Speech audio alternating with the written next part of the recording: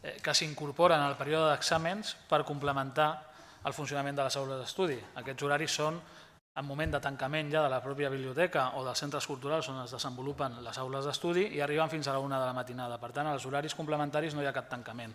El que hi ha és una necessitat d'espai per part de la pròpia biblioteca, que només té una sala per poder destinar a aquestes aules d'estudi, que quan necessita fer altre tipus d'events, com poden ser presentacions de llibres, activitats de la pròpia biblioteca, etc., necessiten utilitzar puntualment aquest espai. La biblioteca Josep Janés és el que és, i per tant s'haurien de buscar altres alternatives fora que ara mateix no les tenim però que estem disposats a estudiar. En qualsevol cas, en qualsevol modificació d'horari de qualsevol aula d'estudi sempre es comunica i s'ofereixen alternatives, 4 aules d'estudi més a la ciutat i la pròpia sala de la biblioteca com a espai d'estudi que es pot utilitzar per part dels estudiants que hi van en aquests horaris. I respecte als comentaris que feia la regidora d'Esquerra Unida, Iniciativa Pirates, dir que respecte a la modificació d'horaris, etc., sí que es va fer un plantejament de canvi d'horaris i de complement que va tenir com a resultat l'obertura d'una sala d'estudi al barri de Bellvitge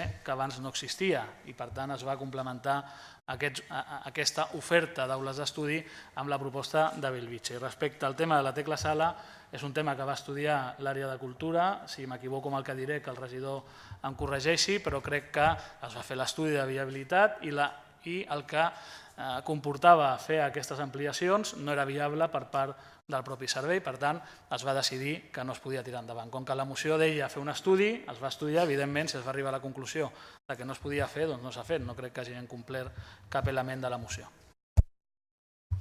Bé, paraules? Sí. D'acord, doncs endavant.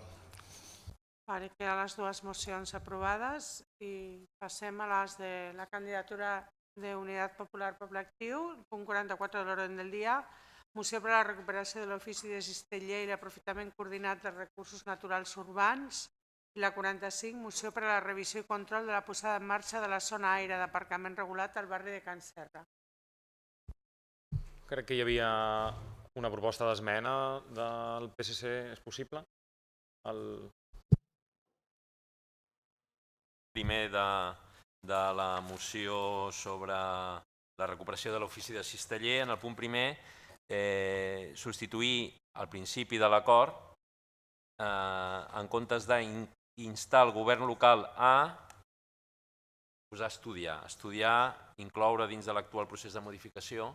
En tot cas, el que parlaríem és de veure com es pot fer aquesta recol·lecció, de quina manera, i ho podem estudiar o modificant, o fent el que calgui, però vaja, des del govern el que estem és disposats a col·laborar per tal que això pugui tirar endavant, que es pugui recollir això, si és que és legal, perquè moltes d'aquestes espècies estan protegides, és un tema complex, l'estudiem i mirem de tirar-ho endavant, no té més. Cristian? Sí, nosaltres mateixes hem pensat introduir una esmena també en el propi primer acord, quan es parla de les diferents espècies i la recollida de temporada de vímet, margalló i altres fruits silvestres, introduir aquí una coma respectant sempre les espècies protegides, coma, intentant donar resposta a això que ens comentaven ara. Bé, passarem a presentar les dues mocions. La primera, fa un any aproximadament, vam presentar aquesta mateixa moció i segons ens han pogut explicar, sempre que no es va entendre prou bé l'objectiu i finalitat de la mateixa, bé, se'n tornem i no tenim cap problema a tornar-ho a fer. L'objectiu de la moció no era ni és un altre que fer possible que les entitats que treballen per la recuperació dels sabers tradicionals relacionats amb les fibres vegetals, en les seves diferents aplicacions, des de la cistelleria fins a l'encordat i d'altres, poguessin aplicar aquest coneixement fent del cicle complet. És a dir, poder integrar la collita de materials dins del procés de recuperació d'aquests sabers populars i ancestrals vinculats a les fibres vegetals, des del seu origen a la natura fins a l'elaboració de l'estri concret.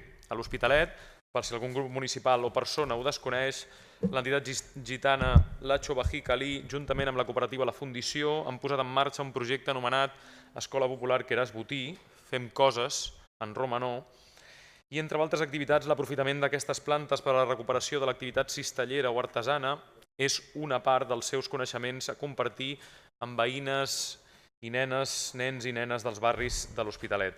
Tal com expliquen a la seva web, literalment, aquest taller continua la línia de treball de l'Escola Popular Queràs Botí per a la recuperació i actualització de sabers tradicionals del poble gitano o d'origen rural, com és el treball amb fibres vegetals en les seves diferents aplicacions. Més concretament, l'aprenentatge d'aquesta tècnica ens servirà per dissenyar i construir estructures lleugeres com a mobiliari urbà. Quan vam presentar la moció l'any 2017, ens van rebatre dos dels punts des de l'equip de govern del PSC. El primer, a l'Hospitalet no hi tenim, ens deien, no hi tenim aquest tipus de plantes. Ens van dir literalment, bé, segons l'expertesa de qui realitza aquests tallers i classes de cistelleria, sí que existeixen indrets al municipi en presència de vímet i d'una de les classes de margalló. Per exemple, ens expliquen que es pot trobar a rotondes com la de la Rambla Just Oliveres, al Parc de la Marquesa, voreres de Bellvitge o fins i tot a racons del barri de la Florida. Nosaltres no som expertes en flora de la nostra ciutat i ens refiem absolutament del seu criteri. Per tant, hi tenim les plantes i les impulsores d'aquesta recuperació de les fibres vegetals que volen poder aprofitar-les. En segon lloc, se'ns va dir que aquestes plantes estaven protegides, especialment el margalló, i com no volem que ens torni a passar el mateix, hem fet aquesta esmena que introduïem a l'inici de l'explicació. Amb tota aquesta explicació esperem el seu vot favorable a facilitar, des de la capacitat que té aquesta administració local, aquestes iniciatives tan interessants de recuperació de sabers populars i de connexió amb els recursos naturals de la nostra ciutat.